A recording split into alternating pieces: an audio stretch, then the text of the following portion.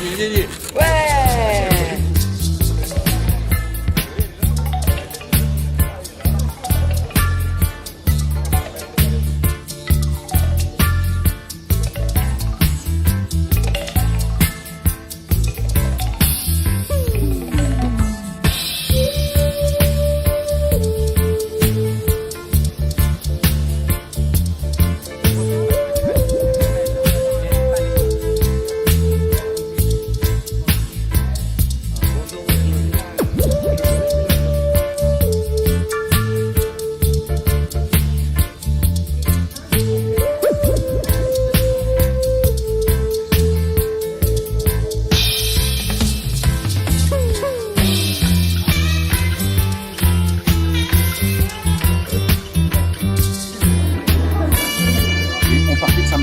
Saint-Martin-de-Ré, mon grand-père est le bagnard qui a mis le plus de temps à partir de Saint-Martin-de-Ré, de très loin. Parce qu'entre-temps, le garde des Sceaux a demandé une contre-enquête parce qu'il y a eu des doutes sur la culpabilité de mon grand-père. Et on l'a reconduit à Angers. Et il est revenu Saint-Martin. Mais je vous donne un chiffre qui va vous effrayer. C'est 800 bagnards. Sur 16 mois, il y a eu 80 morts à Saint-Martin-de-Ré.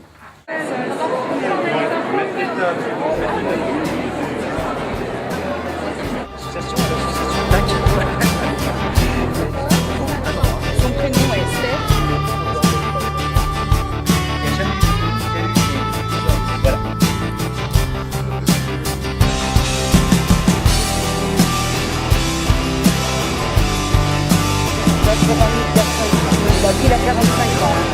Et ma frère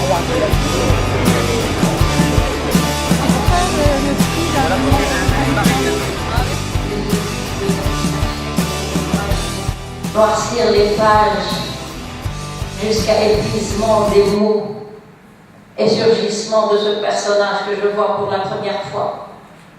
Je ne connais pas son nom. Inutile de le lui demander. Il ne sait pas écrire. Il ne sait pas parler non plus. Et c'est seulement qu'il est né du contact de la plume et du papier. De bateaux analogues à la flûte utile, l'entrepont, il était rempli d'animaux, de buffles, de poulets, de moutons qu'on était allé chercher à Madagascar pour assurer la subsistance de l'île Maurice, qu'on appelait à l'époque l'île de France.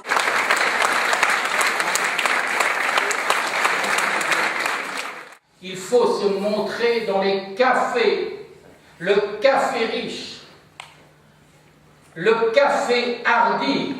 On dit d'ailleurs, il faut être riche pour aller chez Hardy. Il faut être hardi pour aller chez riche. Parce que créer, c'est un besoin. C'est pas une chose qui est superflue. Si on n'en sent pas la nécessaire évidence, ça sert à rien. Il n'y a pas de création.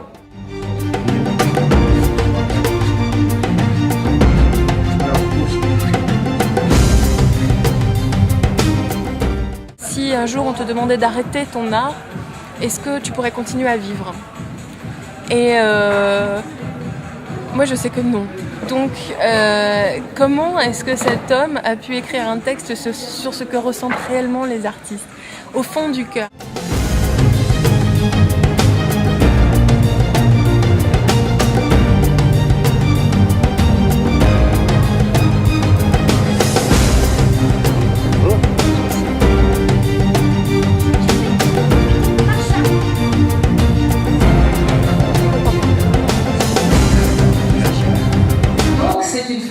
Qui déjà est affirmée comme philosophe, et elle est affirmée aussi comme écrivain qui s'intéresse à la situation des femmes. Et sa préoccupation, c'est la liberté.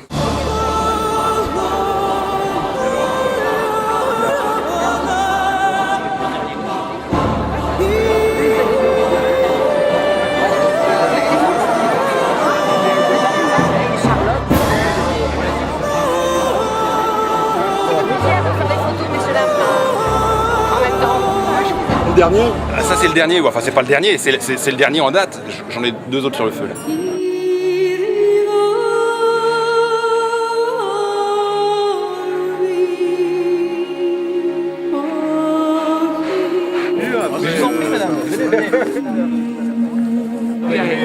Ça veut dire que j'ai encore plus de support, oui.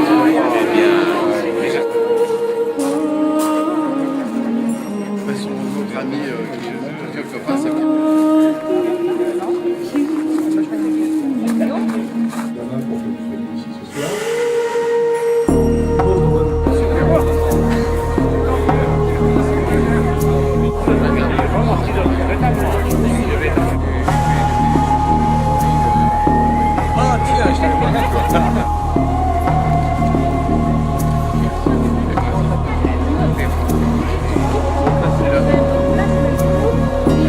Moi, il y en a qui à l'Académie française, les avocats ont dû prendre pour leur orgueil. Parce que c'est...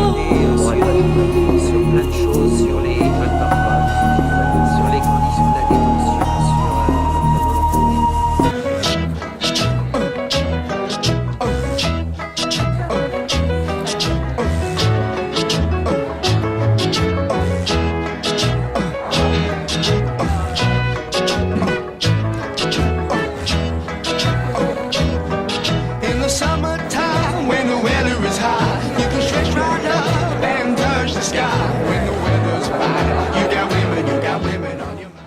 C'était en 92 et chacun pensait qu'on avait la vie devant nous pour stopper la perte de la biodiversité.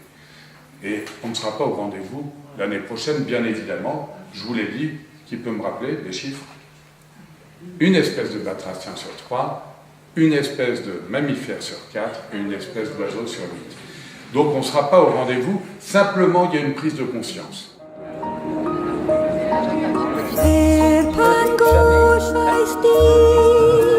De la Manigrand au Madaillan. La dernière photo qui était faite de moi, 2 semaines avant que ma vie bascule, lorsque je me percevais encore comme simplement un jeune médecin, chercheur, scientifique, plein d'ambition et d'arrogance. Je n'ai pas tout perdu, mais un peu, puisque 2 semaines après cette photo, j'étais en train de faire une expérience d'imagerie cérébrale fonctionnelle dans mon propre laboratoire à l'université de Pittsburgh, où j'ai constaté, lorsqu'un des sujets n'est pas venu, j'ai proposé à mes collaborateurs de rentrer dans le scanner moi-même, et une fois dans le scanner, je me suis fait dire par mon ami qui était dans la salle de contrôle, David, il y a un problème, on arrive. Il est rentré dans la salle, m'a sorti de la machine, a mis sa main sur la mienne et m'a dit « il y a un truc dans ton cerveau ».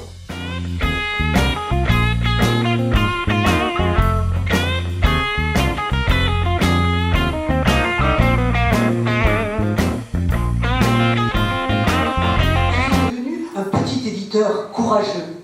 Ça, c'est le truc, vraiment, vous savez que vous n'existez pas.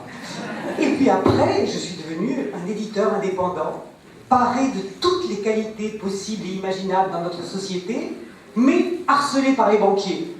9h du matin, vous avez dépassé le découvert autorisé, faites quelque chose. Voilà, c'est un résumé de ce qu'est une carrière d'éditeur en 30 ans.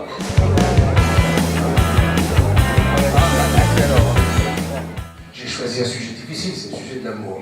Mais je voulais l'écrire à ma façon, c'est-à-dire à travers cette lettre que j'aurais voulu écrire un jour quand j'étais petit, cher monde, écrire aussi au monde, écrire à la beauté du monde, à la souffrance, et aux autres, la reconnaissance des autres que j'ai un petit peu occulté pendant pas mal de temps quand je voyageais, je filmais beaucoup, je pillais par l'image, mais sans vraiment entrer dans la sensualité, la chair des autres.